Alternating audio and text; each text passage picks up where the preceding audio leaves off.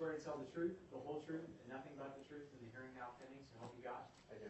Thank you, Staff Sergeant. Please be seated. Thanks, sir. And if you can give us your first, last name, spelling your last, you can be seated to do so. My name is Giorgio Kirylo. My last name is spelled K-I-R-Y-L-O. And if you could please give us your rank, your current duty station, and though it's obvious, your branch of service. I'm a Staff Sergeant in the Marine Corps. I'm stationed at 1st Marine Raider Support Battalion, Camp Pendleton, California.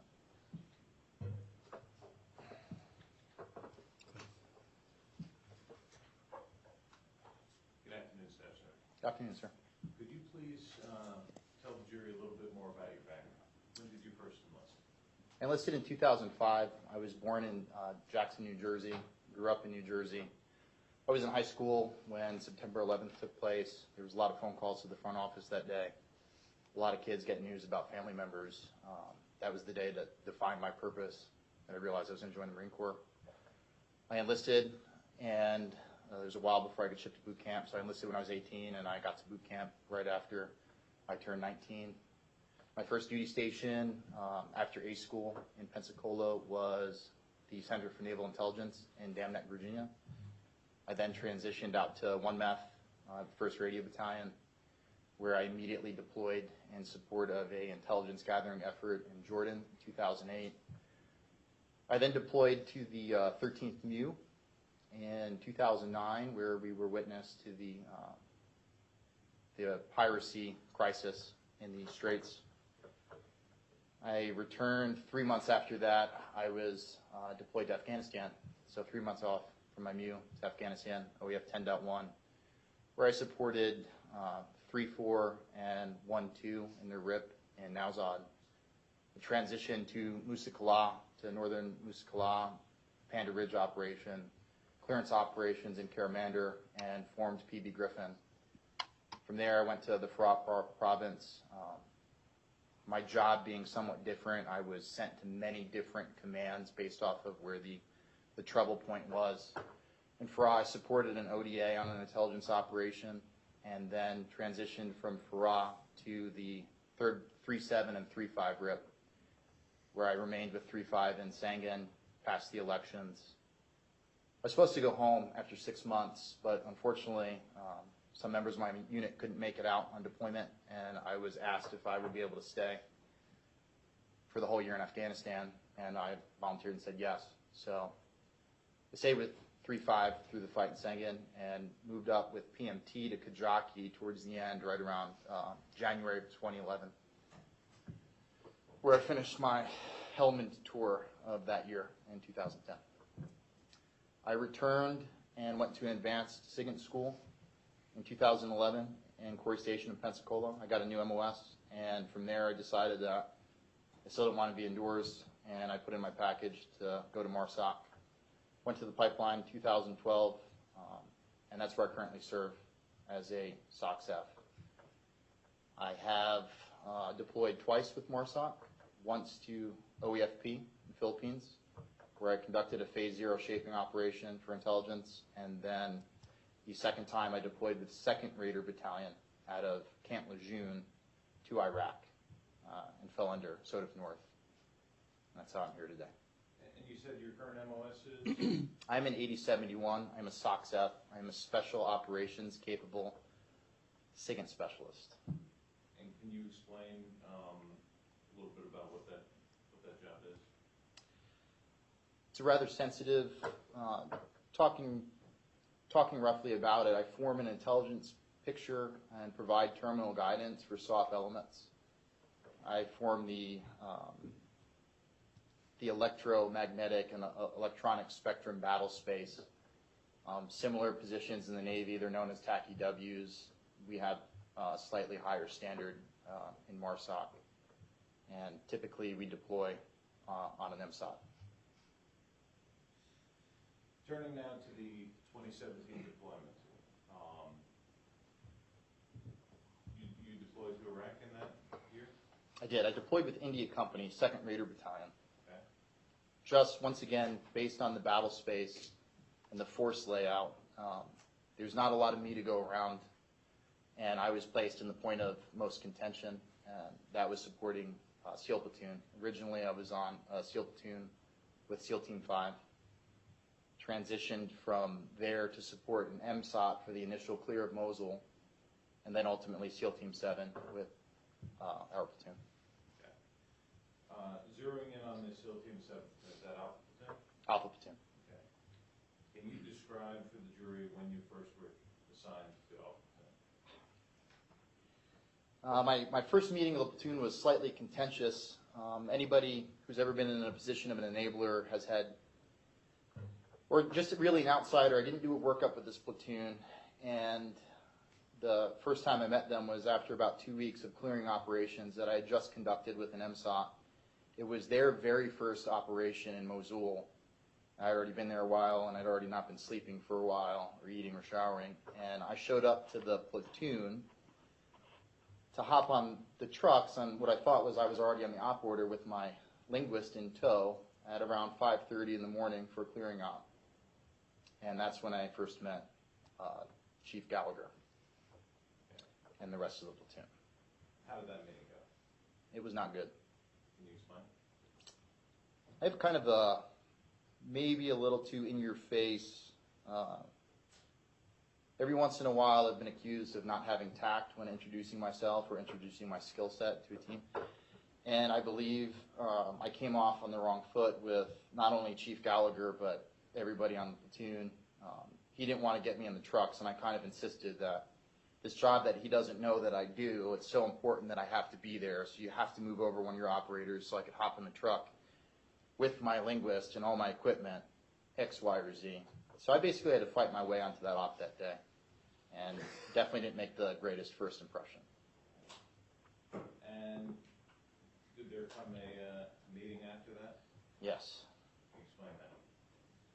We did our first clearing op together, returned to post-process all the data I collected, and then I returned to Alpha Platoon's team house. At the time, I was not living with them yet.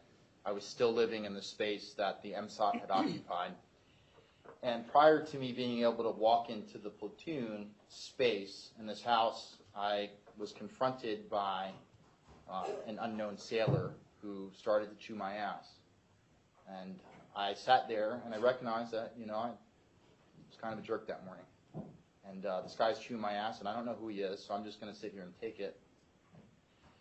And he gets done, and I'm standing at parade rest, and at the end of it, he asked me, well, do you have anything to say? And I said, well, number one, I don't know who you are. I don't know what your name is. I don't know what your rank is. My name is Staff Sergeant Kirylo, and he started to laugh. We laughed about it, because I just got my ass chewed by this random guy. And it turns out this random guy was introduced himself as the LPO, Craig Miller. I think he was an SO1 Craig Miller. So, yeah, that was my first, interaction of my ass chewing. After that, did the dynamic improve between you and the platoon? It did. It took a couple weeks of operating together for them to realize exactly what I brought to the table. Normally, we're able to do a workup together so they fully understand our capabilities and what we bring. In this case, I pretty much just had to demonstrate it and still talk through, some classified portions with those that had the appropriate clearances, and talk through my capabilities to the rest of the platoon for those that didn't. But eventually, I'd say after about 2 weeks of operating together, and I started living with the platoon at that time, everything turned to be a great working relationship. Did you become close with these guys? Absolutely. Can you describe for the jury some of the dynamics of this platoon that you observed? So from the get-go, I realized that the platoon was extremely junior.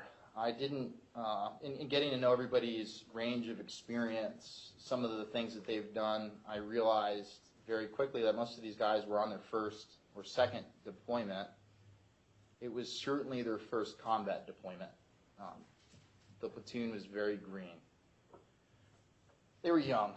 They were untested. They were super, not to talk around a generalization, but they were very much young Navy SEALs. Very cocky, but still very green. What about the chief? Chief was old school. Explain. Absolutely. Chief Gallagher definitely had a strong leadership style, very gruff, kind of exactly what I've been used to in the Marine Corps, and really what I've come to expect out of the Special Operations community as kind of as a senior leader. I think that he addressed his men appropriately when it comes to my perspective as a Marine. Every once in a while, getting called, every once in a while, I'm used to getting called, hey, you're being a shithead, or come over here, and so on and so forth. So that's the way he treated the platoon, and his expertise was on display as well. Can you describe for the jury the kind of operation you guys were doing? Like, what was going on in Mosul at that time? AAA. Advise, accompany, and assist partner nation force in the clearance of Mosul. I was forming and attempting to form the SOTF's intelligence picture through signals intelligence, supporting the team with their force protection and INW. We were doing direct targeting of ISIS based off of targets of opportunity, whether we observed them, whether our internal UAS, the Puma, observed them, whether or not we got an intel tipper from another source, or it was generated from myself and my linguist. Okay. And was this a kinetic environment? This was an extremely kinetic environment, but not in the traditional sense of what we define as combat. It was an incredibly target-rich environment, but it wasn't the day in and day out gunfight that we used to get into in Afghanistan. How was the up-tempo? Very high. Can you explain? Chief Gallagher, Lieutenant Portier were extremely outspoken within the SOTF to getting us work and pressing the fight to the enemy. Pressing the fight to the enemy as best we could. While we weren't closing with, we were getting ourselves in the best position both to support ERD, our Iraqi counterparts, when they were moving, and also when they weren't moving, just kind of trying to press the fight as best we could from another vantage point on the battlefield. I would say that the op tempo was the highest of any soft maneuver element in SOTF North or Iraq at the time.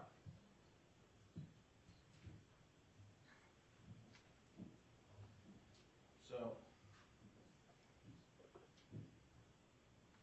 going back to the dynamics of the platoon that you observed, were there any problems? There was. Explain. There was this general undercurrent that existed with the E6 and below, of which I was a part of this group. And anybody who's ever been in a group of men who has to work for another group of men, you occasionally disagree with your leadership. So there's gripes and complaints. There's a bitch circle that exists in every single group of military men, no matter who it is, no matter how much they like their leader, no how much they disagree with them. So the general undercurrent in the platoon was that from the beginning, Eddie's a rock star, and then all of a sudden, after a few months of us doing these AAA missions, not doing DAs, not doing halves, not doing gaffs, the op tempo being high, but not a lot of work being shared across the platoon, these guys started to look for reasons that Gallagher was just being a shitbird, if you will. And before I dive back in that, you said a couple of acronyms there, HAFs and GAFs. Helicopter Assault Force and Ground Assault Force. So traditionally we're dropped off at a compound. We run up and shoot everybody on the inside, if they're bad.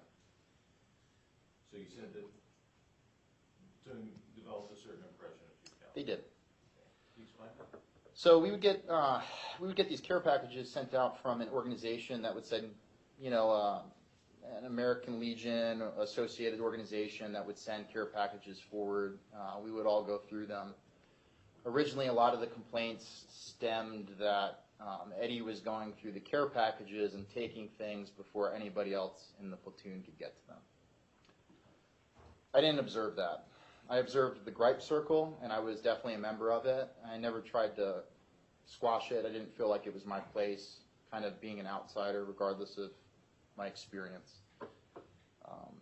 Did you ever see him actually taking anything? Absolutely not. Did it become almost like a joke that anytime something goes missing? Yeah. It was actually the punchline of a joke. Eddie must have taken it. The platoon was gonna put him on missing gear statements. Could you explain, for example, Craig Miller's sunglasses? So the accusation was levied by Petty Officer Miller that Objection, hearsay. Response? Not for the truth of the matter, certainly not for the truth of the matter, more the fact that it was said the effect on the listener and how it built up to his observations.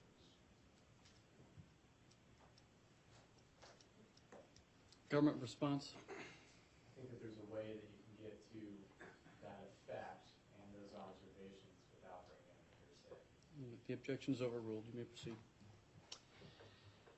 the platoon purchased, Navy SEALs, believe it or not, purchased Gator sunglasses, and they were all matching with the platoon logo on the right side and an American flag, or the platoon logo on the left and an American flag on the right going forward into battle. Each member of the platoon purchased a pair of sunglasses that was identical, and we wore them on operations. There was an accusation levied that Chief Gallagher had stolen a pair of sunglasses from Petty Officer Miller. About a few days after this taking place, there's a couple ops in between here and there. I walk into his room, and I am saying small talk, I'm trying to get dip from somebody. He lived with Dalton and DeLay. And he moves his rack aside, and we both hear something slide against the wall and hit the ground. And he bends over, and he looks, and he picks up his sunglasses that he had misplaced. Yet he had said that Chief Gallagher had stolen them. So I watched him, and he kind of had like a funny look on his face, and we all like looked at each other because at this time he was very much friends with these guys, and we all thought it was very funny. I want to shift a little bit. Did you hear them complain about tactics? Yes, they complained often. Can you explain that? I came from obviously a background not as a grunt, but somebody that has extensively supported grunts and extensively supported sniper operations. Normally infilling under the cover of darkness at any compromise, whether it's a dog barking, an Afghan coming into a field, and just getting that feeling that we're compromised, we would boogie out. Our operations were conducted during the middle of the day under direct observation, often by ISIS spotters. And many of us in the platoon complained about some of the very aggressive, kind of in-your-face tactics as not being tactically sound for conducting urban sniper operations. Now, eventually, my impressions of those operations changed. Can you explain how it changed and why? The SOTF had imposed, or it's really it was really a rule that came from the CJOC, that there was this 1,000-meter invisible line that we were not allowed to cross in regards to the forward line of troops, and then on the other side the flat. So at any one point in time, we were forward line of enemy troops. So there was a buffer between there was a buffer there, sometimes a block, sometimes a major highway network. So in terms of being 1,000 meters, we'd be 1,200 at times away from ISIS. The danger level of direct fire engagements, we would get shot at fairly often, but the fire wasn't effective when we could just walk downstairs. I soon realized that we were doing things aggressively in order to draw ISIS out. Originally, I was under the mindset that that's not what it wasn't a sound tactic. Right. And I was a part of all of those gripe circles. Did the rest of the platoon realize that there was purpose behind this? I do not believe that they ever did. Did you have hot washes at the end of every operation at the platoon level? Really, only only in the beginning. Typically, every unit that I've been a part of post-operation, even for a logistics convoy, we would do a hot wash. In MARSOC, we always do a hot wash after every op, even in training. Things that we could improve upon, things that we did well. The platoon originally started doing this, and eventually it fell off. I would say after about a month, we would get home and everybody would go to the winds. All right, I want to focus in on the operations you would do relative to snipers. Okay. Okay. Can you explain how those work? Like who picked the OPs? How did that happen? Eddie was the tactical lead. He would pick all the OPs. He did that in coordination with a couple of the other snipers, but he was the final say when it comes to the selection of those OPs. And those OPs, by the way, had to get, in essence, approved by the SODIF. We had to be allowed to go to where we wanted to go. But Eddie was definitely the tactical lead in the platoon. Okay. And then how did he assign personnel to those OPs? He actually, in something that I recognized later that I'll take on further in my career, he did a very good job of rotating every member of the platoon through all of the positions in the platoon. So at any one day, there would be a school-trained sniper in an OP and a new guy in an OP that's never touched a sniper rifle in his life. And Eddie would rotate all of his new guys through different OPs. Everyone became proficient the way that he would do this rotation. If you weren't in a sniper OP, you were in a mortar, or you would be manning a Crows, or assisting with the Puma, or shooting a Switchblade, or shooting a Javelin, or Carl G. So there was a definite rotation. The mainstays were the school-trained snipers were often included in every single operation when they were actually in Mosul. Now, what were you doing during these operations, to the extent that you can describe? My function, in particular, the intrinsic details of it is extremely sensitive, but I form the team's intelligence picture, and I form a targeting picture for the team and the SODIF based off of the electronic spectrum. Now, is that something you do from behind some type of a talk or something, or you do it out in the field? Absolutely not. I have to have proximity to the enemy to do my job. Okay. So you're in the towers with them? I am. Okay. How often would you go out with the platoon? Every single op. How did the rest of the platoon cycle? Were they all going out every single op? No, they were not. Can you explain? The platoon was put on a blue-gold shift based off of the footprint of some of these OPs and the fact that we didn't need everybody in the platoon on every single op. Eddie would rotate half of the platoon back to our team house in Sheikh Khan, Iraq, which was a mansion, and it was a paradise, and everybody had a bed, air conditioning, would go on trips to Dahuk, and half the platoon would be in Mosul conducting operations. This was done on roughly a 2-week schedule for the majority of the deployment. Was there any, you said you went out on every op, right? Yes, sir. So did you get to do this blue gold rotation? No, sir. What color were you? Go. Okay. What about anybody else who was go? Yes, sir. Who? Lieutenant Portier, T.C. Byrne, and Eddie. Now, from your position there, and again, I don't want to get into anything we can't here, but were you able to share the information that you got with all the members of the platoon? At the appropriate classification level, based off of their clearance, yes. Can you explain? Not everybody in the platoon had a clearance appropriate to understand or for me to articulate to them the ins and outs of exactly how I do what I do. Sometimes even the precision of what I do is classified at the TSSCI level. Lieutenant Fortier had a TSSCI, and so did Chief Gallagher. So I was able to explain the intrinsics. For everyone else, I would just declassify it to that level, and everyone had that full information flow from me appropriately. Okay.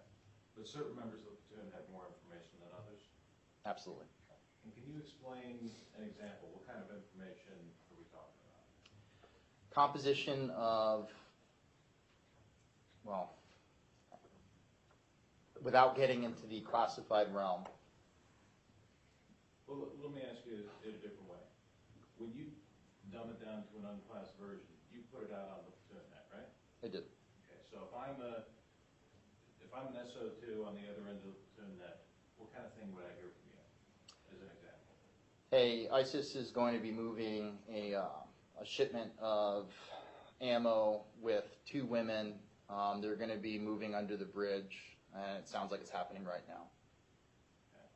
Now, you said women. Is that something that ISIS frequently did? All the time. And what kind of information did the platoon need in order to engage a combatant? You just needed a positive identification that that person was ISIS. Okay. And how would they develop that positive identification? Sometimes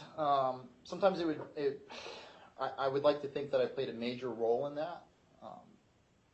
ISIS would not want to be seen with a weapon on the battlefield, just like in Afghanistan. But I have the ability, through the precision of my job, to identify individuals in the battle space who are ISIS. And would you pass that information to members of the platoon? I would, but in that unclassified speed. Right. And then they could use that to target those individuals, correct? Yes, sir. Did anybody in the platoon ever come back and ask you whether they had targeted somebody that they shouldn't have? Yes, sir. Can you explain? There were a few instances in the course of this deployment where there were snipers who had questioned whether or not they had killed a combatant or not. Most of the time, I believe it had come from my reporting, and times when I was certain, they would come to me and they'd say, "Hey, that chick that I shot today, was she actually ISIS?" And I was able to confirm it for them. And there was a couple of instances where members of the platoon came to me and asked me those questions. What about Eddie Gallagher? Not once. Did anybody come to you and ever say, "Hey, I saw Eddie shoot an old man today"? Was that legit? I mean, they would have. Did they? No. Action speculation. Sustained. That's the curative instruction issued for that answer. All right, members, I've sustained the objection. You should disregard the answer. Go ahead. Did anybody come to you and say, "Hey, I saw Eddie do this. Was that a good shoot"? No. Was it clear to everybody in the platoon that you were available to answer those types of questions? Absolutely. I was a member of the E6 and below crew. Now, in your position in these sniper heads, you maintain pretty good situational awareness of everything that's happening? I would like to think that I had better situational awareness. I knew what the enemy was doing. So, for example, when the snipers are engaging, do you have a pretty good idea of what they're engaging? Absolutely. Did there come a time when Chief Gallagher was engaging something that didn't make sense to you? No, sir. Okay. What happens when U.S. forces engage something that they shouldn't have in this particular battle? We confronted this issue with ISIS using a couple of bad drops and a couple of direct fire incidences that had nothing to do with us as a major propaganda chip in the war of the press.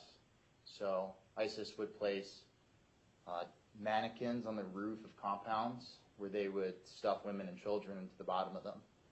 and we had an FMV signature of a guy standing on a roof with an AK-47, and we would drop a bomb on it, and we would inadvertently kill 50 or 60 women. And they were very good at this. And there was one particular instance that is very, very, very fresh in my mind, where we shot a smoke mission to protect civilians who were trying to flee the Mosul hospital. And ISIS used the smoke coming down and the burning fragments as a propaganda chip that we were shooting white phosphorus into civilians. And they were machine gunning civilians in the street, and this was sitting on them. So they were very good with their propaganda game. You're aware of some of the allegations against you, Gallagher? I am. Did you ever see any of those things? Absolutely not. Is that something that ISIS would have used for propaganda if it was true? Anything that we would have done that would have harmed a civilian, regardless of who it was on the platoon, would have been used against us. You spoke earlier about women, that ISIS was using women. Extensively. Were they also dressing up as women? Yes, they were. Did any other members of this platoon, did any members of this platoon kill women on this deployment? Yes, I believe the majority of the platoon did. I want to turn your attention to May 3rd. You remember that day? I do. What were you doing on that day? Can I talk about May 2nd first? Yes, please. Sure. Part of my duties in performing my job and doing the intelligence soak of the battlefield is preparing targets for the SOTF as well as my platoon. The night before and the days preceding our clearing operations, I prepared basically an overview of what the major ISIS C2 was in the area, composition of fighters, like the who's who in the SIGINT world of who we were going to kill and who would be trying to kill us. And I developed some pre-planned targets, really for ease of use for targeting. If we go out the next day and I get indications that this target's active, I already have all the intel built on it that we could just drop it before they kill us. So the night of May 2nd, I had given the mortar line, which was being run by Petty Officer Miller, Lieutenant Portier, Arrington, and the SOTF, 6 pre-planned targets for the next day, the most important to me being ISIS command and control. I'm sorry. Go out on the op on May 3rd. We set up in position in this, it was an abandoned administration building or factory or one or the other. Most of Mosul was blown out, but it was a very large structure. And I am placed in a truck in the rightmost of the battlefield, observing the battlefield with Crow system, my linguist, and my SIGINT equipment. For this particular operation, where I was sufficient for me to collect on to electronically monitor the enemy, as well as man a position. Okay. The morning was a great morning for the platoon. Our partner force started the clear, and ISIS was coming out of the woodwork in a shooting gallery that stretched uphill into Mosul. ISIS had to retreat uphill, and we were able to cut a lot of them down with our Crows at range. Crow's the 50 cal, or the system that's it's an automated machine gun we control like a video game. So good morning all around. Lots of 50 cal from the platoon fired into groups of ISIS that were firing on us. Around this time, I get intelligence indicating that the battlefield commander is trying to work his troops. I get That's the enemy battlefield. the enemy battlefield commander. I get a geolocation to a pre-planned target.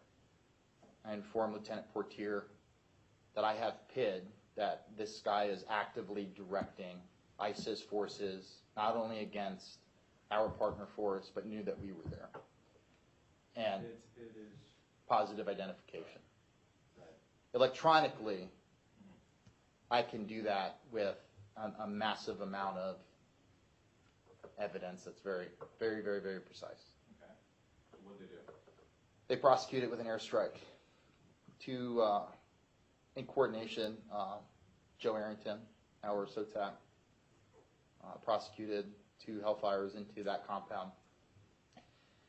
Right after those hellfires go off, my linguist and I noticed that the ISIS commander just magically goes off the net, which is normally an indicator that we got him. Okay. What happened next? It's a decent lull in the fight.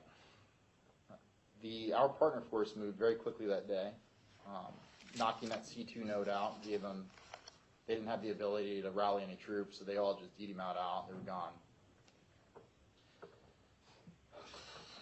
2 hours go by of just not a lot of anything happening. Our partner force occasionally would take lunch in a weird time, and ISIS would take lunch as well. So 2 hours go by, and a minor amount of boredom is set in. A Humvee rolls into our compound with a whole bunch of Iraqi soldiers around it, and a guy, it looks like he's dead, on the hood of it. They're running up. I got my linguist outside. I think we're smoking a cigarette, and they're running up, and I'm like, what is he saying? They say, oh, this is the ISIS guy from your guys' airstrike. This guy's from the airstrike. So this is the first live ISIS member from our battlefield that our platoon had seen. The only one that they'd seen in this entire deployment. Comes rolling in on the hood of this Humvee. When you say only one you've seen, meaning seen up close, right? From our battlefield. Okay. They've seen detainees up close, but that wasn't from our airstrike, our platoon's fight that day. So what did you do? I took my linguist over to the truck to do a small amount of tactical questioning on this guy, just to really make sure that there wasn't anything that was going to harm my team or the ERD further. What did you ask him? I asked him his name. I asked him how old he was. He said he was 17. I don't remember his name. I asked him if he was a member of ISIS, and he said he was a member of the Furqan Brigade. Okay. I asked him who his battlefield commander was and who the guys were that he was fighting with, and he said that he was fighting with 6 guys and that they were all dead, and that his commander, and I forget his name, was dead as well. At this point in time, me and my linguist look at each other, and we, give each other a high five, because this was the fruits of our platoon's labor, and that was our confirmation that, that not only was that airstrike good, like, that killed that C2. So. So what did you do?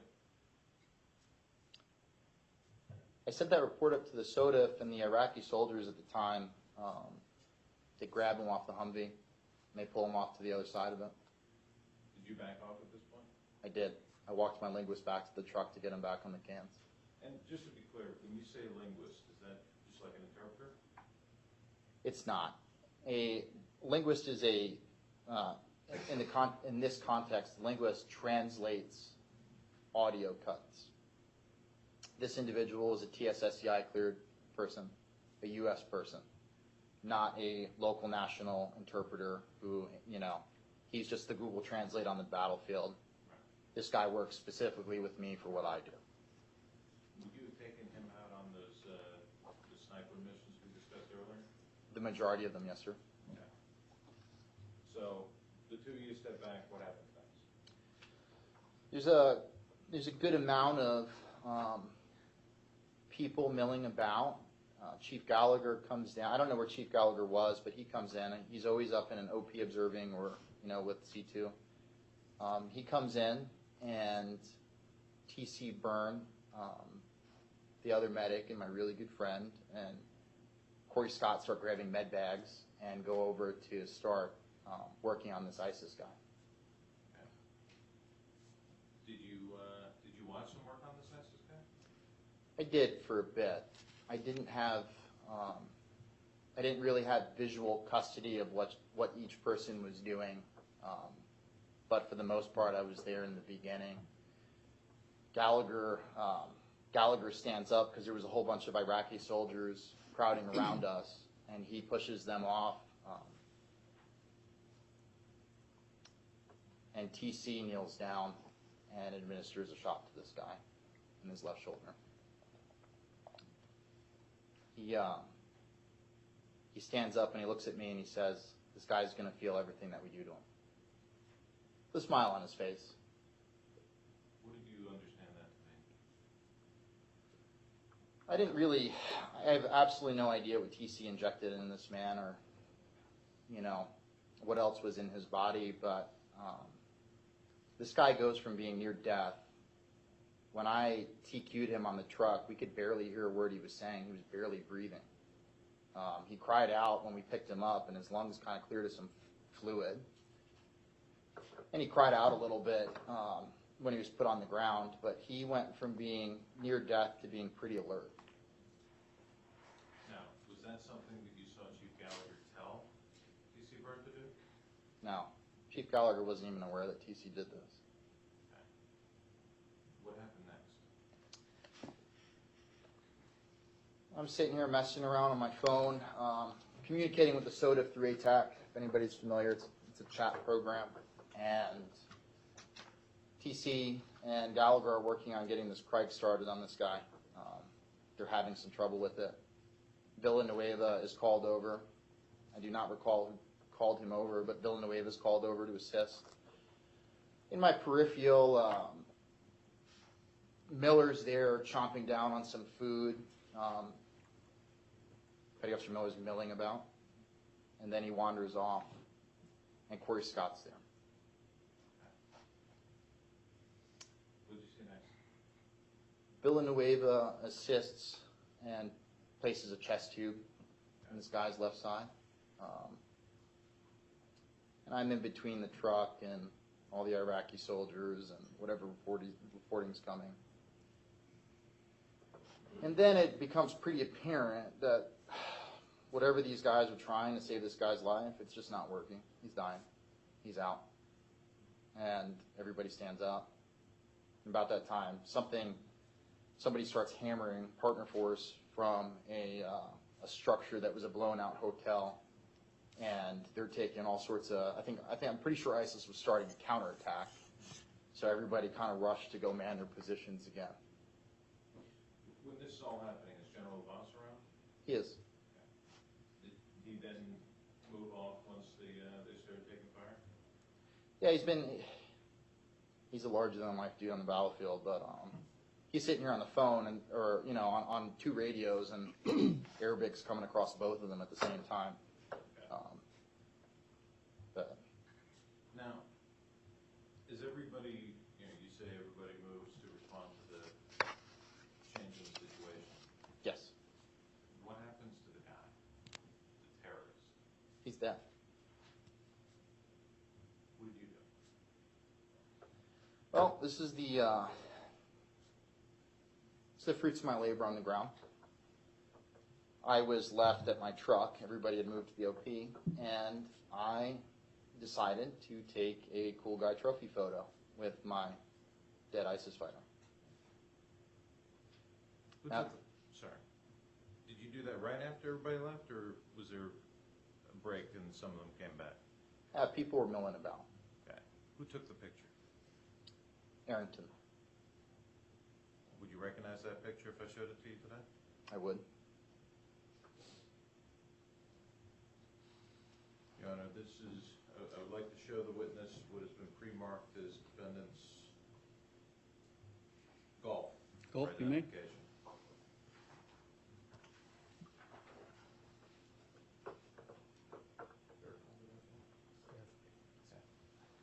Do you see a picture on your screen there? It says no signal.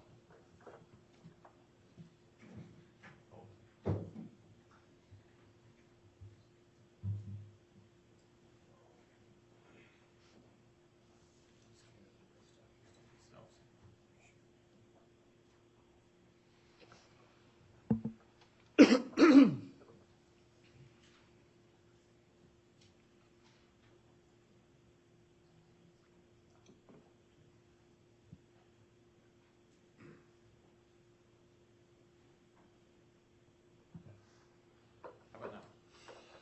That is me. Okay. Is this the picture you were just talking about? It is. This is this a picture of fair and accurate representation of what was happening on that day? Absolutely. I actually went and retrieved my helmet to take my cool guy photo because I was wearing a ball cap for the majority of the morning, and I lifted this guy up, took a couple photos with him. And who took this photo? Harrington did. Your Honor, at this time I would like defendant's golf admitted into evidence and the words for identification revoked. Government objection? No, Your Honor. Without objection, defense exhibit Gulf for identification is admitted evidence. The words for identification will be stricken. You may proceed. Respectfully request permission to publish to the jury. You may. Is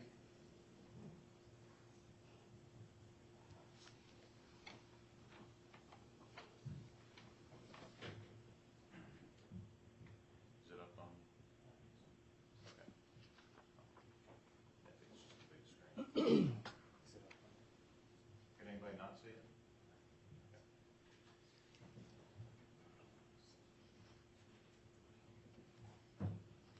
Did anybody else take photos at this time?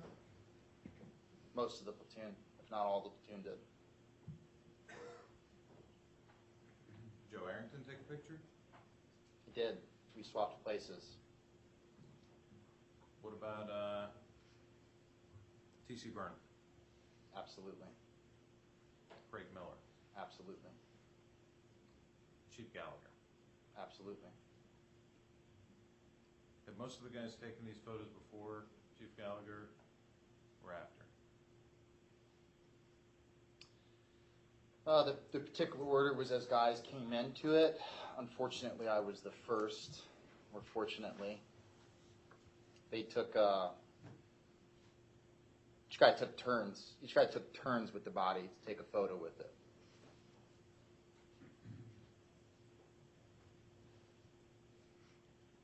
Was there a group photo taken as well? There was. Hold on just a second. Is this still up in front of the members? I took it down. Okay, thank you.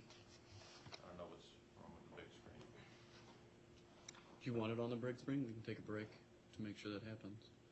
I'm just going to guess that the people sitting behind me probably want it on the big screen. I'm But, not as concerned about that. I mean, the important people have seen it.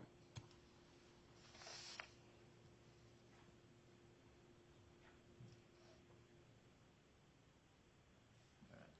Okay. If you look on your screen right there, Excuse me, 9. I put prosecution exhibit 9 on the screen in front of you. Do you recognize that? I do. And how do you recognize that?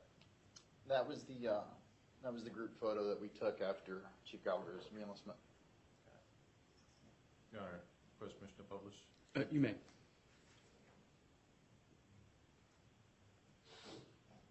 Why did the whole platoon? Hold on just a second. Let me make sure. Is there any member who does not have prosecution exhibit 9 on their screen at this time? That's a negative response from all members. Sorry, defense, go ahead. Why did all of these members of the platoon get in this photo? Objection calls for speculation. Sustained? Why did you get in this photo? This was a good day. This was a great effort from the entire platoon. This was our unofficial war trophy that just like some of our grandfathers took in fighting the Japanese in World War II, just like some of our dads took in Vietnam. This was a platoon effort that everybody was elated and happy about. Everyone in that picture? Absolutely. Craig Miller? Craig Miller. Was anybody talking about how this is actually Eddie Gallagher's knife kill? Not a single person. The actual argument was I more responsible for the death of this man, Arrington, or the helicopter pilot? Was General LaBasse taking credit for it too? As I find out later, yes. Now, I want to go to another photo that's already in evidence, if you don't mind. All right, this is prosecution exhibit 8. I apologize for not remembering the numbers. Your Honor, may I publish prosecution exhibit A to the jury? You may.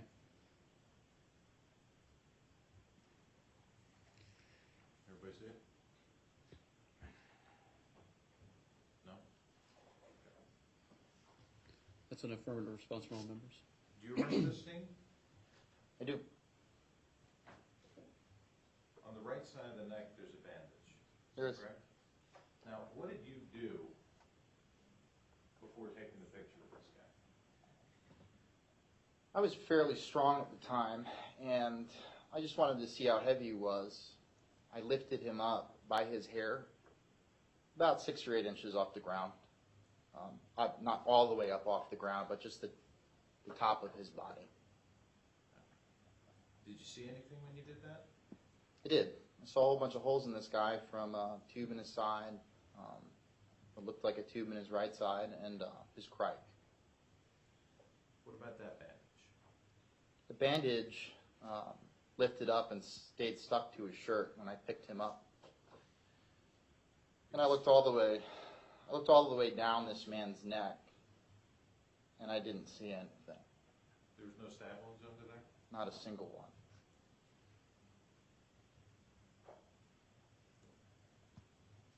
When was the first time you heard anybody talk about Chief Gallagher having stabbed this prisoner? It was after he was arrested. It's a long time later, a year and a half later, isn't it? It is.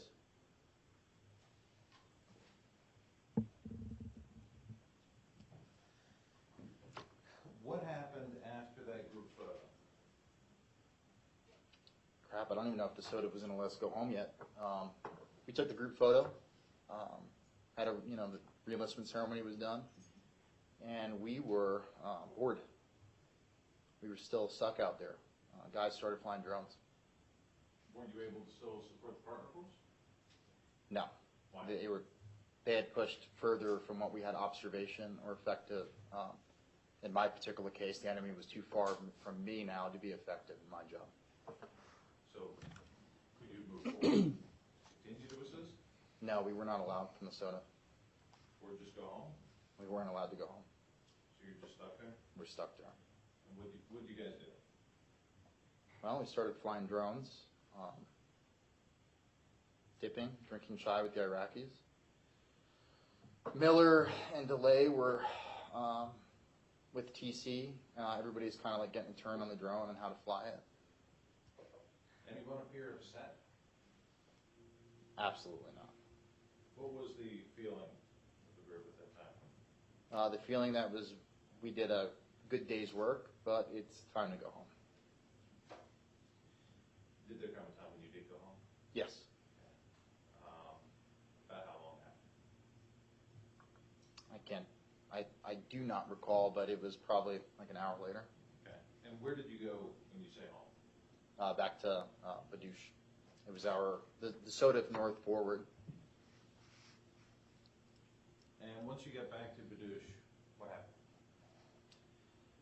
I have a plethora of data that I have to disseminate to the greater intelligence community at this point in time. I typed up a quick little spot rep about the TQ that I did, confirming that strike that we prosecuted against that C2 guy was successful, and we could basically cross him off of our link analysis. He's dead. And then I went to the gym. Okay. What happened after you finished up at the gym? Well, first of all, did you go alone? No, I went with TC Byrne, Okay. my roommate. And what happened after you got back from the gym? We're actually in the middle of working out, and we needed some water, and walked into the layout of our compound was there was 2 houses. Half the platoon split these 2 houses. I lived in one half with TC Byrne, Corey Pullman, Eddie McNeil, and Portier. And then the rest of the platoon lived in the other house. It just so happens we had the kitchen in our house. TC and I are working out, and we're going to get water, and we observe the door open, and the platoon is having a platoon meeting without TC and I. Did you walk in? And we walked in. What was the subject matter being discussed? I walk in to Petty Officer Miller is in front of the platoon, instructing the entire platoon to delete all of their trophy photos. And I'm shirtless, sweating, which I always typically was in Iraq, unfortunately for anybody that was there. TC's sweating, we're kind of out of breath, and we're like, number one, why weren't we invited to this platoon meeting? And then number two, Miller says there were crimes if we had these photos. He was talking about killing the ISIS guy was a war crime, or having the photos a war crime? Our trophy photos. Just the photos? Just the photos. Was there any discussion of how he died? Absolutely not. Was there any discussion of get rid of evidence of Eddie stabbing somebody? Absolutely not. Was there any indication that anything had even happened to this guy illegal? Absolutely not. Did other guys delete those photos, to your knowledge? Yes. Did you? I did not. Clearly not. Do you know if anybody else still has their photos? If you know. Objection calls for hearsay or speculation. Well, it depends on the answer, so I'll overrule the objection. But you should testify only from personal knowledge, not from what other people may have told you. Do you understand? Yes, sir. I am not aware, although I will say that Arrington and I said it was bullshit, and I very publicly said that it was bullshit. When you say very publicly, can you explain? Miller said war crime about photos, and from my previous experience in being in an actual war, I knew that taking a photo with a dead body was not a war crime. And that's what I told everybody else. Objection, it's a legal conclusion, I just asked for a curative instruction. Sustained. You should disregard that answer from the witness. You voiced your disagreement without getting into the specifics. I did. Okay. Now, how was the rest of the deployment? Did you remain without the platoon for the remainder of the deployment first? I remained with them till the end of the Battle of Mosul, which for all intents and purposes was the end of the deployment.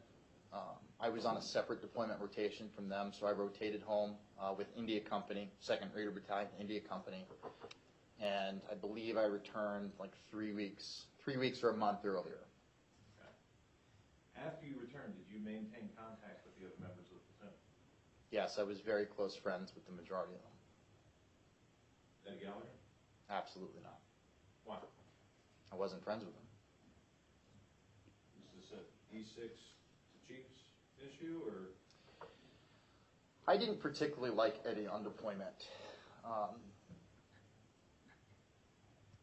I was very close with T.C. Byrne, McNeil, Corey Pullman, a couple of the EOD techs, a couple of the other SEALs. We would go out very often. We'd go on trips together. Went to Vegas with McCandless and a couple other guys in the deployment. So Eddie was the guy that took the Red Bull or screwed around with our care packages or called people pussy or coward. And he's old, and I'm in PV with all the young SEALs having fun. You said McNeil. McNeil, yes, Isn't he an officer? he is. He was continuing to socialize with all the enlisted guys after the deployment? Absolutely. Now, during all of those time socializing, did you ever hear anybody talk about Eddie committed a crime? Depends if you say stealing a Red Bull's a crime. That's, He's been exonerated of that. okay. But aside from that, has anybody talked about Eddie was shooting civilians? Never once. Eddie stabbed a detainee? Never once. You learned about this from the news, you said, right? I did. After you got arrested? I learned about the investigation from T.C. Byrne. When? I learned about it when he said NCIS raided this house and took the platoon's laptop with all the platoon's videos and photos on it. Okay. What do you think that they were looking into? I believed that they were investigating the entire platoon. I believe they were investigating us for potentially some of these photos getting shared.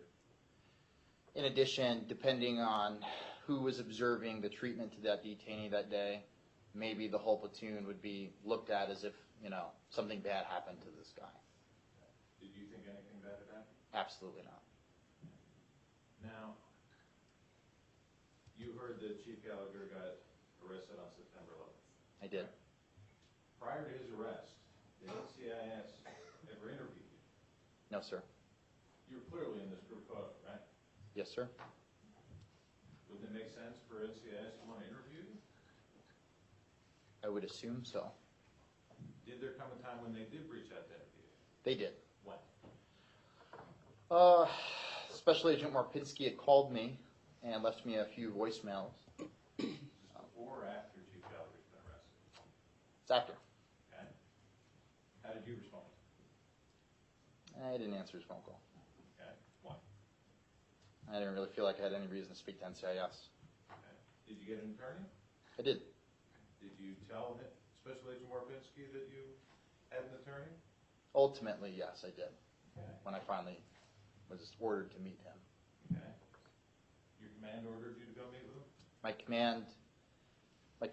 command was contacted through the MARSOC JAG on the East Coast, all the way through MARSOC chain of command from General U on down to first raider to first report to me.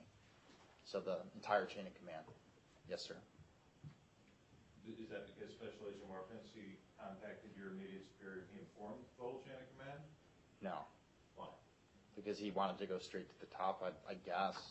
Special Agent Warpinski?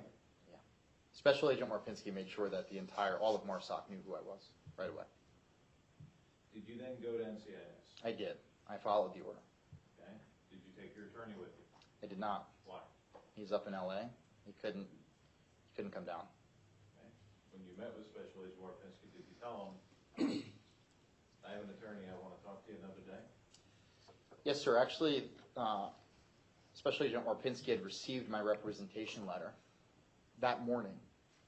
And I showed up and I told him I didn't wish to give a statement about my attorney, and here I was, as ordered, which is a lawful order. So just to be clear, you said you didn't want to give a statement without your attorney. You didn't say, I'm not talking to you at all, right? I was not going to say anything without an attorney present. Okay. How did he react? He was cool, calm, collected. He said, "Okay, cool, I get it. I got your letter.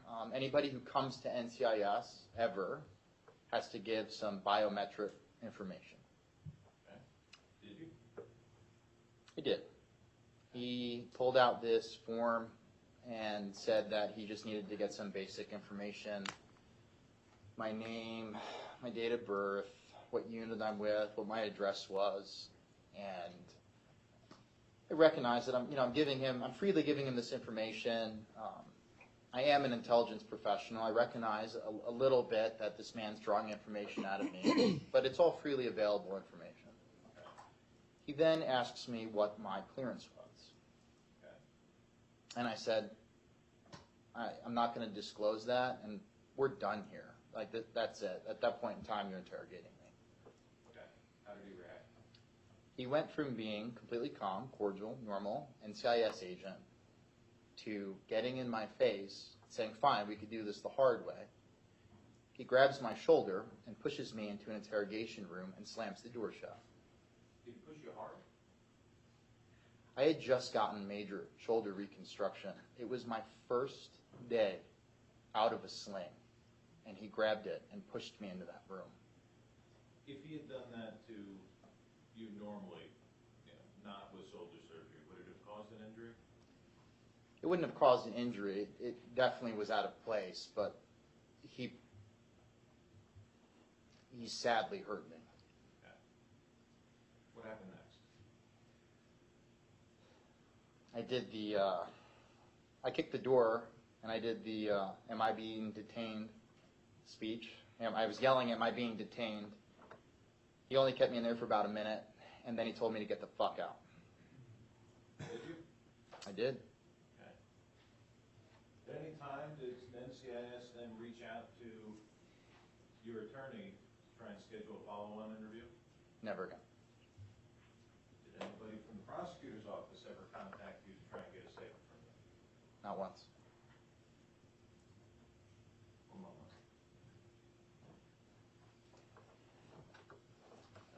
I have no further questions at this time. All right, members, let's take a short recess. Let's return to the deliberation room about 10 of the...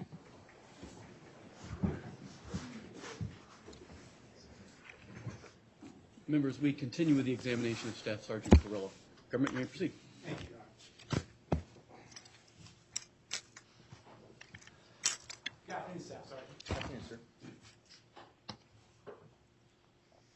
I want to start off with a few scatter points, and then I'll kind of hone in on some specifics. All right, Staff Sergeant? Okay. The strike on the ISIS commander's building that your SIGINT helped with, that was around 9 in the morning? I believe so, sir. I don't recall the exact time, but it was mid-morning. Okay. You mentioned on direct examination with Mr. Parlatore a couple of specific examples of LOAC incidents during LOAC violation incidents that you recall being reported. You recall that? The smoke cloud and ISIS shooting into it. Do you recall talking about that? I recall the propaganda that ISIS used, alleging that we were doing these things. The U.S., not our platoon, but the U.S. as a whole. I believe it was the Army that shot that smoke mission. Okay. And that was in relation to questions about capability of reporting LOAC violations while you were on deployment? That was in regards to what what ISIS does with dead civilians. Okay. Now, you also used a specific example when you were talking about the intelligence that you would put out over the comms, and that was at a lower level, right? You had to push that down kind of to the secret level for most of the platoon? Yes, sir. And you used that example of you might put out intelligence at the secret level of someone, hey, here's an ISIS person carrying materials to resupply. Do you recall that? Yes, sir. And then what you would do in response to that situation, or that kind of situation, would be to call that over the comms to those snipers so that they would know that was a valid target. Yeah, the entirety of the platoon. Sometimes it could be a mortar opportunity or a airstrike. Yes, sir. And so that's how that consistently worked. That was a part of your role with the platoon, was to provide that intelligence close to real time to help people identify valid targets. Yes, sir. Now, turning a little bit more generally, and we've already touched on it, your role on the battlefield, and please, let's avoid anything classified, and I think you've done a great job of that so far. You mentioned several times equipment. So without going into any specific names or anything classified, how much equipment did you need to have with you in general to serve your role? A 100-pound ruck with a whole bunch of different gizmos with the media in the room. Okay. So you had the gizmos. Did you have some sort of laptop-like equipment that you did work on while you were in the field? I did. And what kind of, did you have just one comm system, or were you in fact patched in at times to multiple different comm systems? Many different comm systems. Well, when you say communications, are you talking about enemy or coalition? Both. Were you listening simultaneously to both? Staff Sergeant, were you listening simultaneously? Would you be listening to enemy comms? I don't speak Arabic, sir. Okay. So no, I wasn't actually directly listening. But would you listen through that interpreter, the linguist that Yes, you sir. described? So you would have some sort of communication set up with them. Would that just be real-time, face-to-face? Yes, sir. Okay. So you'd be talking to them. And then what other comms would you have in your ear? I'd be in platoon tap. I would also be communicating through a chat application through Secure VPN to the SODIF and tertiary SATCOM And that's phone. That What's that? SOTFCOM, that's separate from the platoon tap that you just referenced. The platoon, everyone had access to that SOTFCOM. But they're separate channels. They are. Okay, so that's two channels right there. And to do your job effectively, you had to be listening to both of those at once, right? It's like receiving a text message. Yes. Okay. You receive a text message in all essence. So on 3 May, for instance, 3 May 2017, when you're operating that day, how many different sources of communications are you in fact receiving? How much input are you getting? No more than normal. And that's what I'm asking. What's normal? How many were you getting that day? So I communicate directly with my linguist. Normally I set up the gear for him to run because I've taught him how to use it. Okay. 2, I communicate with the platoon on platoon tap. Okay, 2. And then I would text with the SOTA. So the SOTF was only text. Yes, sir. But just a while ago, you mentioned that that was also a separate radio comm as well, in addition to the platoon tap. So was it only text or was it both? No, it's a text, sir. It's a chat application. For lack of a better term, it's text. But it's a secure chat application that everyone had access to for battlefield tracking. And is that on the kind of laptop you're describing? No, sir. Okay, that's on something else. Now we have another piece of equipment as well that you had to have in that 100-pound ruck. No, it's just a phone, sir. Okay, it's on phone. Yes, So you sir. got a phone. But the platoon tap, that was a radio? Yes, sir. Okay. And then also the face-to-face with your linguist. Yes, sir. And then the laptop that you would occasionally have to use as well. The laptop controls the gear. Okay. Yes, sir. And it sounds like there's additional gear and gizmos in addition to what we've described so far. Yes, sir. And were you utilizing that additional gear and gizmos on 3 May 2017? Based off of the location of the enemy, I was only able to go through the SOTA for precision geolocation. Okay, so you didn't have to use all of it. No. Permission to publish what has already been introduced into evidence as Prosecution Exhibit 16, Your Honor? You may. And actually, before I publish this, I'll ask a couple of questions. Have you viewed any that day of 3 May? Yes, sir. While we were in country, we kind of reviewed all the videotapes. Did you have an opportunity to review that footage in preparation for your testimony with the defense in this case? I saw it.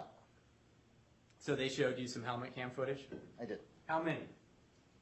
Just TC's video. How many times did you have an opportunity to meet with the defense prior to coming into court? I met with a DSO investigator who showed me the video, Billy Little. Okay. Billy Little. In addition to that, how many times did you have the chance to meet with members of Chief Gallagher's defense team? I've met a few different times with the plethora of attorneys that have represented him. Okay. Can you ballpark it? Are we talking more than 5? No. 5 would be a probably accurate answer. Okay. So now turning to that video, it sounds like you've had an opportunity to see it. And I'm actually going to cut forward for the record to 49 seconds into Prosecution Exhibit 16, if I can manage it.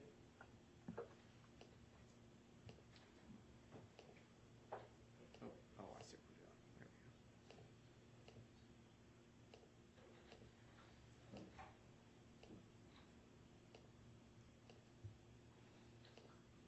I'm going to start it at 47 seconds to be safe, Your Honor. Oh, and I'll need to hang up the phone. It doesn't look like it's on.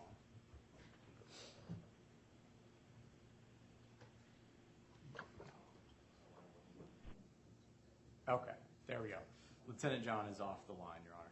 So playing and publishing Prosecution Exhibit 16. First, can you see that on your screen, Staff Sergeant? I can, sir. And does that appear to be a still or a still shot from that video that you've had a chance to see? Yeah, it's me in the left corner. Okay. What, in the left corner, okay, on the very left edge of the screen? Yep, that's me. Thanks. So I'm playing Prosecution Exhibit 16 at 47 seconds. We don't seem to have any volume right now. Is it on the, is it muted? Where's it muted?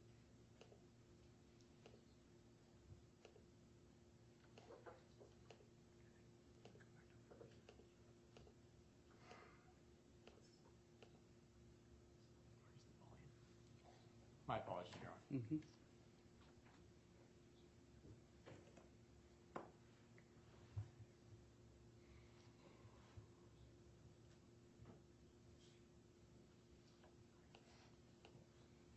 Is it off up there?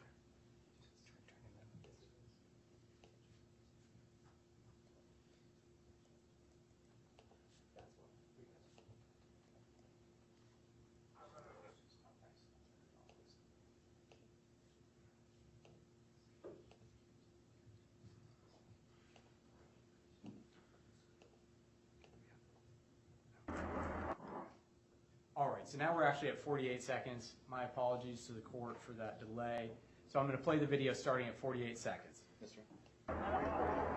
Hey Eddie, this is for my SIGINT strike. Let me know if you need help. So I'm going to pause it there, and we heard the phrase, "Hey Eddie, this is from my SIGINT strike. Let me know if you need help." Was that your voice, or it was your voice, wasn't it, Staff Sergeant Kirylo? That was my voice, sir. So I'm going to pull that down for the time being. Now, that day, you had participated and orchestrated with Petty Officer Arrington the strike on that ISIS commander's building, correct? Along with Lieutenant Portier. He was the actual commander. Okay, so you coordinate the strike, it gets hit. Following that, what were your duties? What were you doing following that prior to the ISIS prisoner being brought in? I continued to build the intelligence picture, do my functions in terms of holding my sector of security. By then, partner forces pushed through, so there's not much to shoot at anymore. And monitor the intel situation if there's anything that comes from the SOTF. And it sounds like from your job, it would be accurate to say that as long as you guys are out in the field, you need to be working. You need to be monitoring those things, don't you? If I have the bubble to do that, if I'm within the bubble to do my job, yes, sir. Did you ever at any point that day leave that bubble? Well, the Iraqis had cleared ISIS through my effective range of electronic monitoring. ISIS was beyond the immediate tactical portion. So your work that day just stopped following that strike? There's other functions that I perform, sir, but my greatest effectiveness is the closest to the enemy, and they were pushed back. And so how many other functions did you have? Just SIGINT and targeting, sir. So that's what I'm asking. The SIGINT and the targeting sounds like that function was still ongoing then. It was, but it's a tempo. Some days you don't get anything. Some days you get a lot. It's not really I describe it more as an art than a science. And there's other factors in there. The other factors being the enemy. Now, you described when the prisoner, the detainee, was brought in, you asked him some questions, right? Yes, sir. But that must have been through your linguist, because you don't speak Arabic? Yes, sir. So you guys asked him some questions, and he gave you a number of answers, correct? Yes, sir. And what were those answers again? He told us his name. I don't remember. Okay. Did he give you any other information? He said he was 17 years old. What else? He said he was fighting in the Furqan Brigade in a group of 6 people, and his commander was whatever his name was, I don't recall. And did he tell you anything else about that commander? He said he was dead. So at that point, it was part of your job to relay that information back, correct? I did. And then at some point, where we kind of saw it start in that video, you see Chief Gallagher begin to provide medical treatment to him. Yes, sir. And from that stage, it kind of sounds like you just stand there and watch for a while? I'm not a medic, sir. Oh, I understand. And I'm just going back to your testimony on direct. You just told us about all the different duties and things you had going on when you were operational. But your testimony was that you essentially watched the entire time that Chief Gallagher, T.C. Burns, and Corey Scott treated that detainee. Isn't that correct? That is correct, sir. I actually placed my trained linguist back in the truck to monitor the electronic spectrum, and I went over with the rest of my teammates. And then so for 20, 30 minutes, you, not being a medic, just watched 3 other medics do their job? For the most part, yes, sir. Well, for the most part, because that's important right now, those details like that, for the most part. So let's put the most part aside. What were the times that you weren't watching them? So for instance, I would look down on my phone and I would get an update from the SOTA, and then I would look up, or maybe I put in a dip, maybe I grabbed an MRE, or maybe I walked back over to the truck. I definitely did not maintain visual custody of what each person was doing. Okay, and in fact, right now, when we unpack that a little bit, it sounds like there would have been a number of times in that time frame when you didn't maintain visual custody, correct? Yes, sir. Looking down at your phone to see what SOTA's telling you, that can be a few seconds, can it? Yes, sir. Only takes maybe a second or even a half a second to stab somebody, doesn't it? I can't answer that, sir. Okay. And then when you went back to your truck to get something like you just described, that would have taken even longer than just looking down at your phone, wouldn't it? I mean, my truck was right here. And you went inside to get something out of it? No, I just would mill around the back. That's where I would talk to my linguist, see if anything's going on. He's very well trained. He would come out and tell me if something was going on. And so, okay, so now we have another thing that may have pulled you away from just kind of staring at the medics and the detainee. It sounds like you talked to your linguist at the truck then? I believe I went over there once, sir, yes. Okay. And at some point you also maybe were just milling around your truck as well? Maybe waiting for your linguist to come out?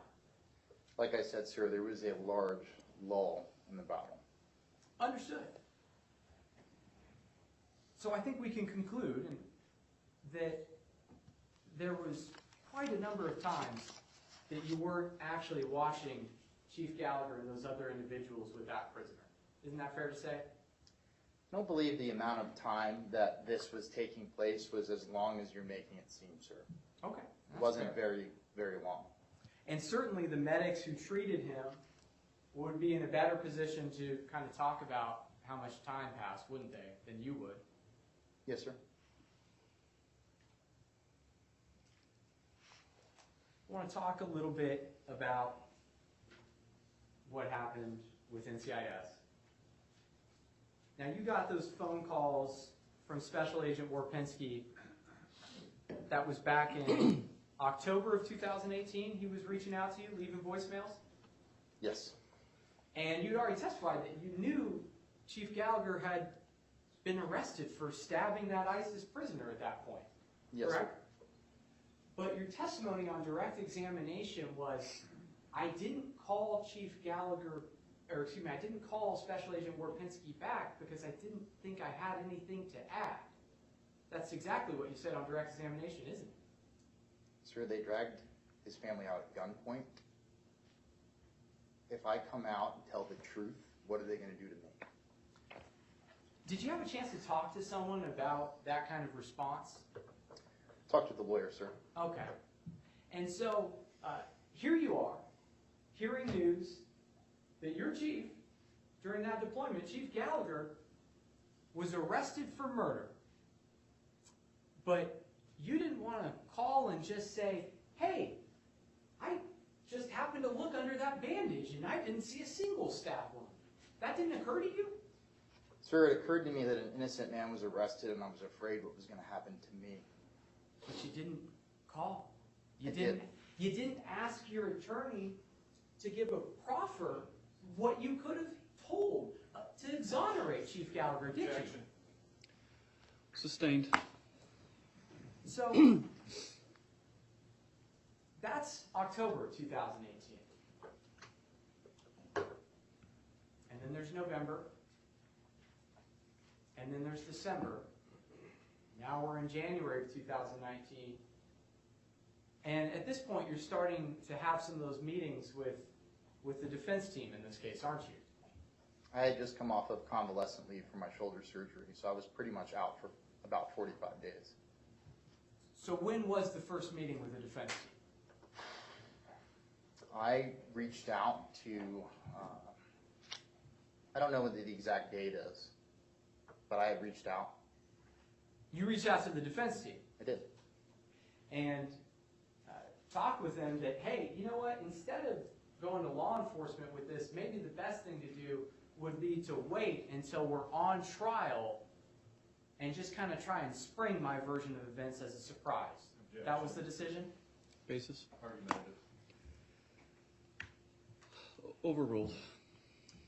Sir, I've been doing this for 14 years. I'm sorry, it's just a yes or no, Staff Sergeant. Was that the decision? No, sir. Okay.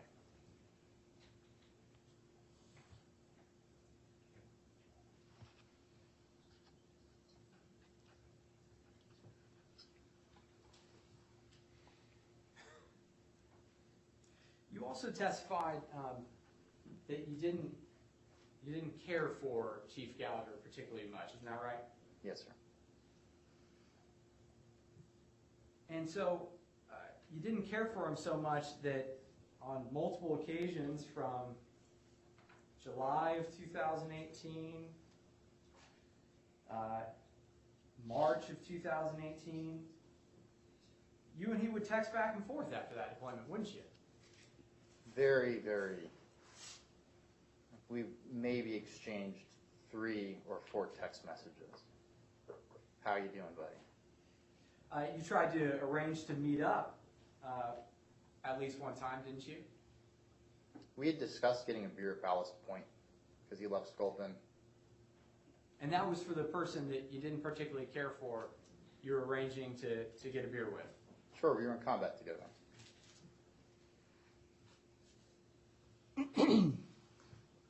Now, I want to play another part of Prosecution Exhibit 16. Permission to publish, Your Honor? You may.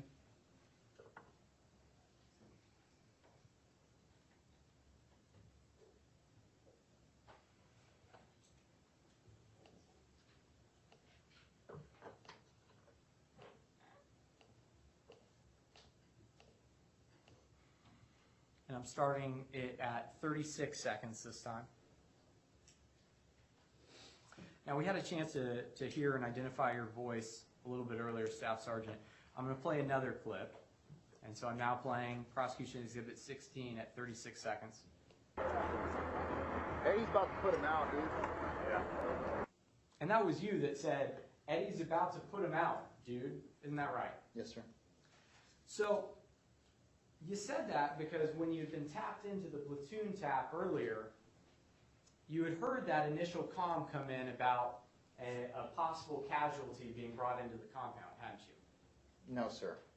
You had heard some discussion over that comm chat about, is it ERD? Isn't that right? No, sir, I didn't hear that. And then you heard the confirmation. Objection. Basis? Micah Foundation, he's already testified he didn't hear these introductory statements that prosecution's making up. How can he hear the response to something he didn't hear the initial one to? All right, overruled. And so then you heard that communication of, wait, he's mine. You heard Chief Gallagher say over the radio, once it was determined that it was an ISIS detainee, no one touch him, he's mine. No, sir, I did not hear that. Because that's how you knew, and that's why you Objection. said, Hold on just a second. Members, could we have a short 39A? all right.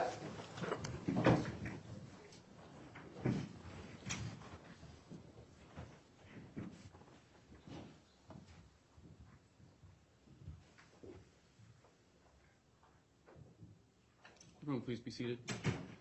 Mr. Mazzella, could I see you for a second?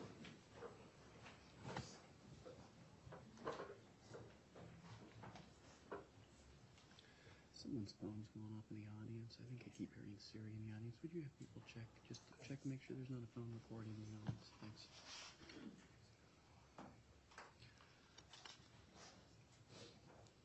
All right, sorry. What's going on, defense? That's how you knew, based on a text message that, or a radio call that he didn't even hear? And we're going with, facts not evidence, counsel's testifying. He's basically not even listening to the answer so he can make a show of his own Your Honor, statement. if this is going to be a speaking objection like this, I'd ask it be outside the presence of the witness. All right, I mean, I think we're just about there. My intention is to overrule the objection. I understand the objection. You're invited to readdress on redirect if you'd like I to. will. I mean, it's just, it's not. All right. Are we ready to bring the members back in? Defense? Yes, Judge. Government? Yes, Your Honor. All right. Would you ask the members to come back in? For the record, I've had somebody's phone going off in the audience, so I've asked security to check and make sure that we're clear of phones. Mr. Carrick is entitled to have his phone to assist with the defense, but no other persons are supposed to have phones in the gallery.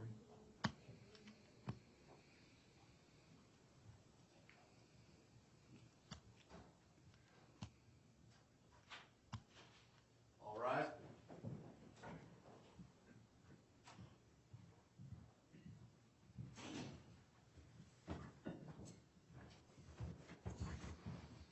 Everyone, please be seated.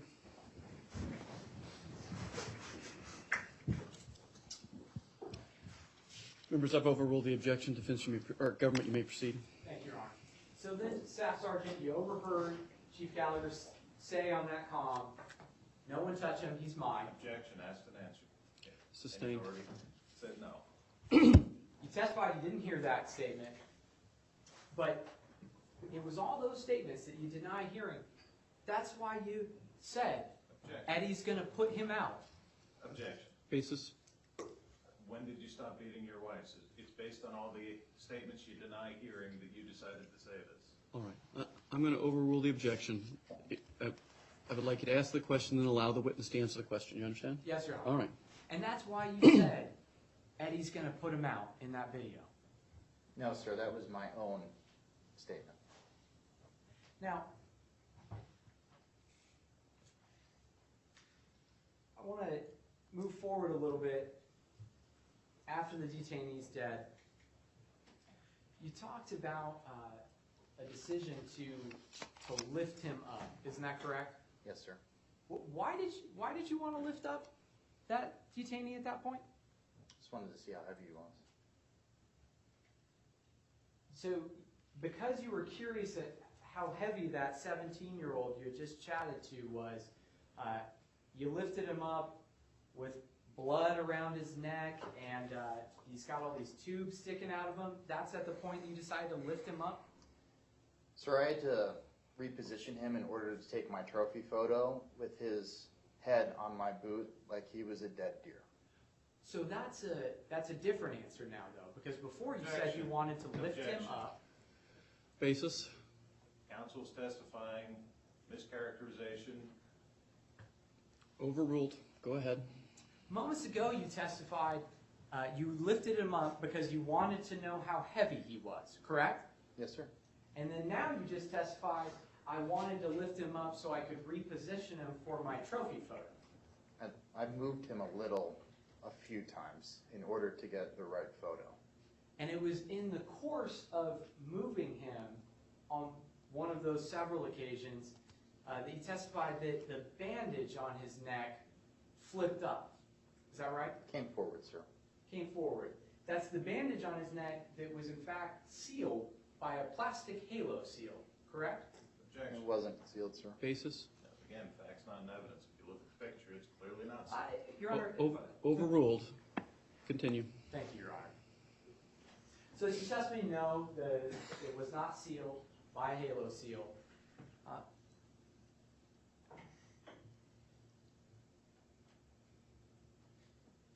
And you also testified that during the presence of that treatment that you watched so intently, it was SOC Miller. Where was he? He had walked behind TC and I. He was eating an MRE, and he walked back to his truck. And then SO1 Scott was there as well? He was. And SO2 Villanueva? Yes, sir.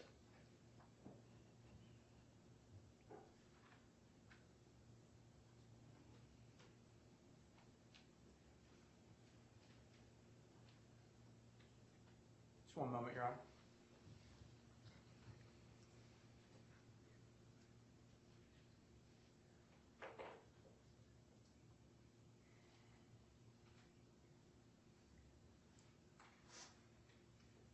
Now, Now, you testified on direct examination that T.C. Byrne made a comment to you at one point during that treatment, correct? Yes, sir.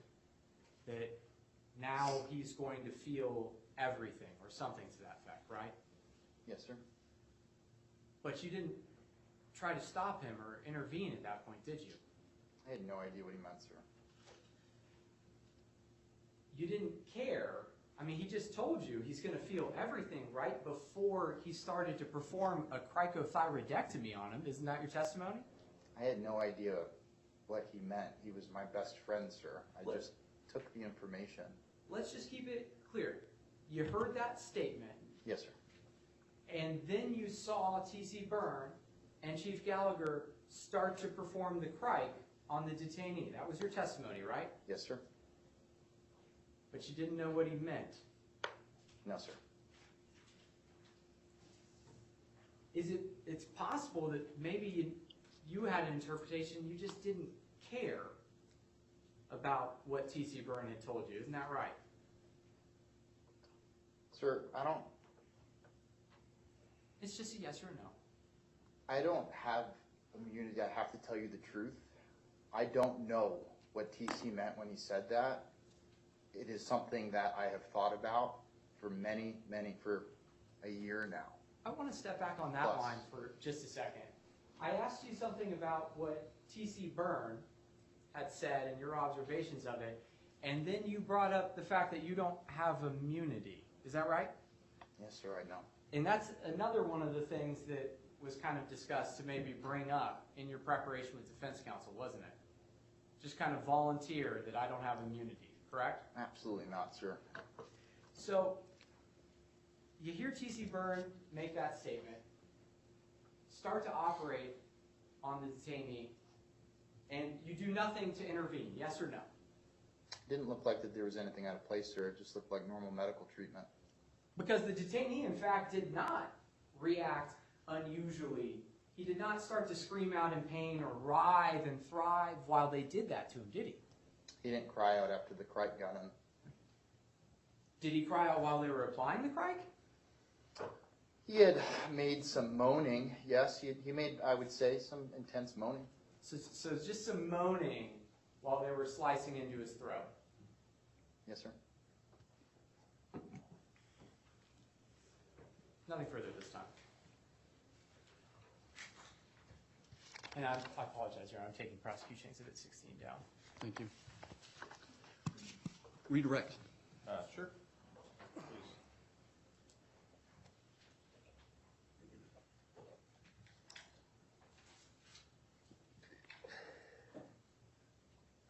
Staff Sergeant, you were just asked a whole bunch of questions about why you didn't proffer to the prosecutor. Is that right?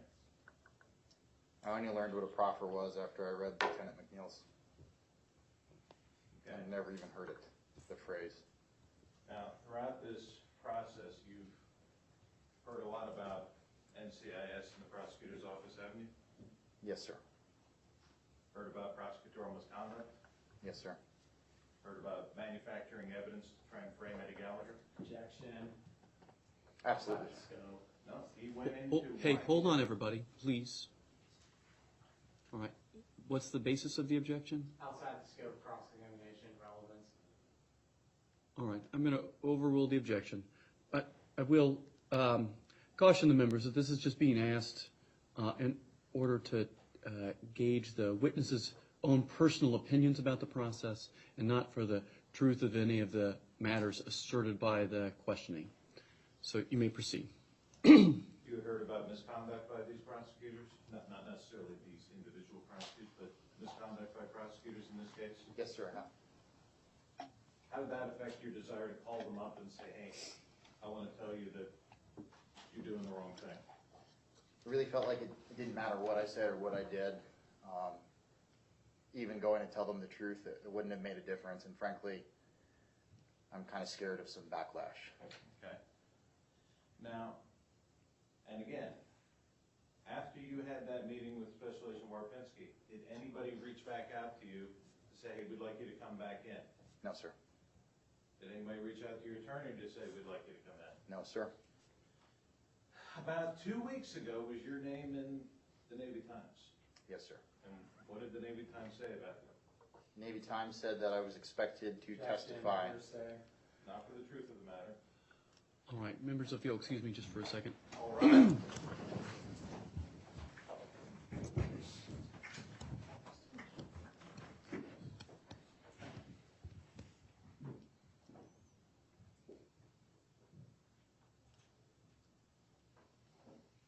Everyone, please be seated. Staff Sergeant Kirylo, if you just step outside just for a second. Yes, sir.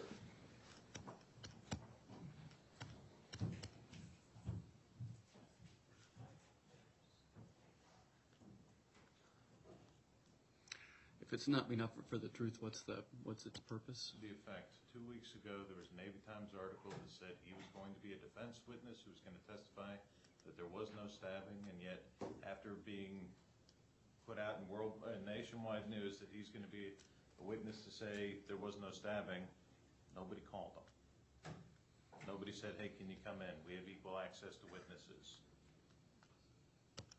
They never even got to the point of him, you know, if he would have refused, if he would have complied, if they would have had to go for an immunity deal, they didn't do any of that stuff because after Special Agent Warpinski grabbed him roughly by the shoulder, even though he's clearly in these photos. I've got you.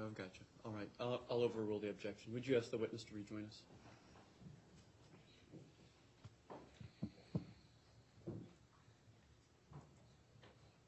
Staff Sergeant Kirylo, if you'd please return to your place on the witness stand. Yes, sir. Are we ready to recall the members' defense? Defense, we ready to recall the Yes, members? Judge. Government? Yes, Your Honor.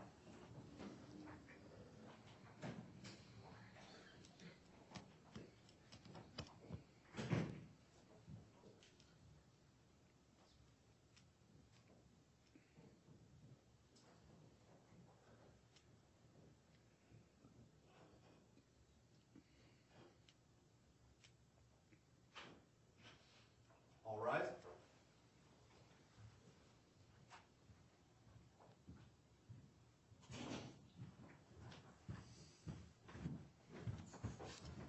Everyone, please be seated.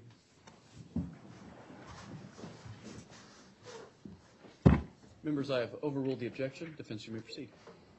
What did the Navy Times say about you 2 weeks ago? The Navy Times promoted me to gunnery sergeant for one, which I appreciate, and published my full name as well as that I was a Raider, and said that I was going to be testifying on behalf of Chief Gallagher.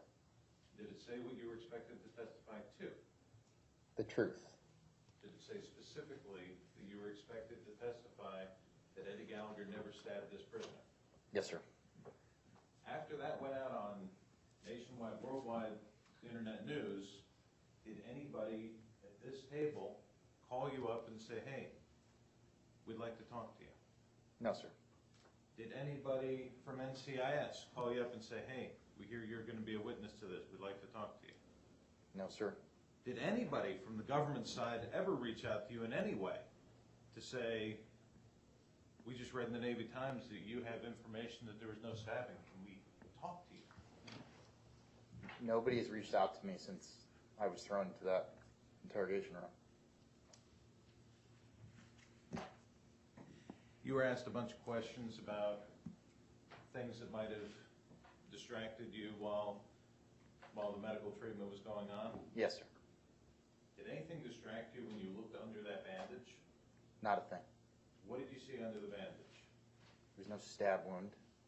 There was a crike. There was a little bit of blood, and there was a nasty yellow shoulder. Now, you were asked about text messages with Eddie Gallagher. Yes, sir. Initially, when you came back, were you very close to these other E6 members of the platoon? Best friends. Describe your relationship with T.C. Byrne. If I ever get married again, I wanted TC to be the best man at my wedding. I have stayed at his house. We have gone drinking. We've gone sailing. We would talk for hours on the phone when he was in Green Team, through selection and through some of his, when he failed CQC and then went to, got orders out of the teams. He told me about NCIS raiding his house and taking his laptop, the laptop with all of our photos on it. And he was my main conduit of information based when I thought the tune was getting investigated. But absolutely, an absolute brother. Is he still an absolute brother? Not once he started lying. What do you mean? He's lied to me About? about his conduct that day. Anything else? TC said he lost his sunglasses in the course of the treatment, and he went to go retrieve them. And he certainly did misplace his sunglasses that day, but it wasn't during the treatment of that dying ISIS fighter. What about the rest of the platoon? Are you still friends with all these other E6s? I have maintained contact with some of those who haven't lied to me and really haven't said anything.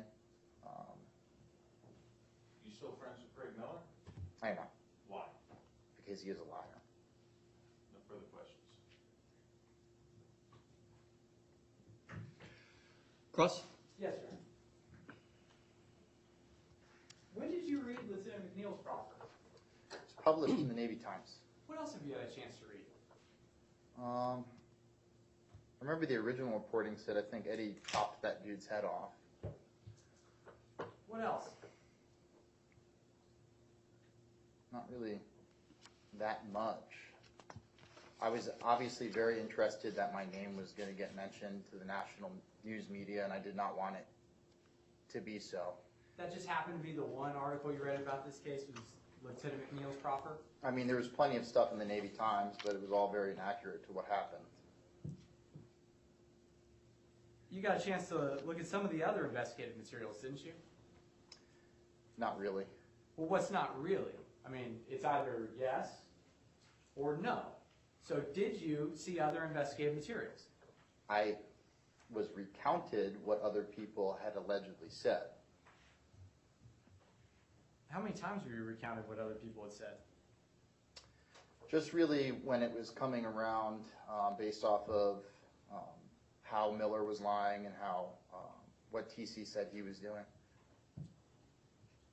Nothing further. Redirect? No, Judge. Thank you. Members, are there any questions for this witness? That's an affirmative response from Commander Carlson. And from Senior Chief Doyle.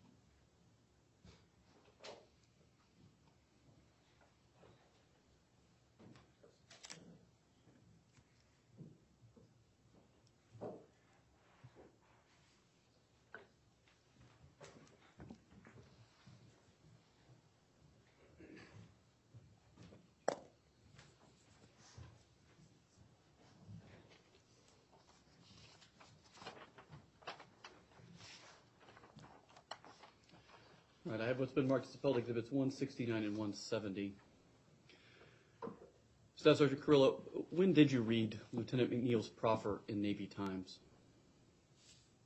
I don't remember the exact date, sir, but certainly whenever around the time it was published. And when did you obtain an attorney?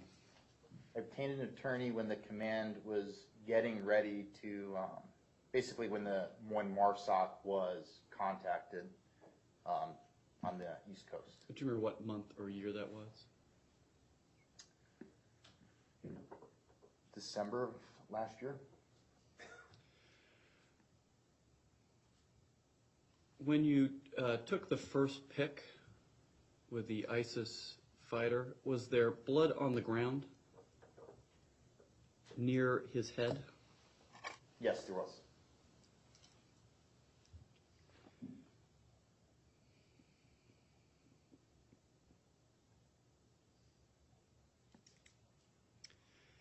Could you describe for us how you picked up the ISIS fighter by his hair? Yes, sir. I picked him up, I just grabbed him at the top of his head, and I lifted him up a couple times. A sack of dead potatoes, so you lift up a dead person, it's a little bit different. And then I placed him on my foot. Any additional questions from the members? That's a negative response from all members. Defense, any follow-up based upon the members' questions? No, Judge. Government, any follow-up based upon the members' questions? No, Your Honor. Defense, is this witness subject to recall? Yes. All right. Staff Sergeant Kirylo, you are temporarily excused. During the pendency of this trial, you're directed not to discuss your testimony with anyone other than the counsel in this room. Do you understand that? Yes, sir. You may step down.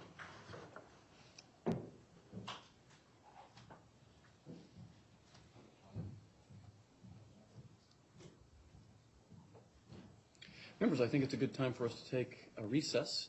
So if you'd be back in your deliberations by 5 of the hour, I would appreciate it. All right.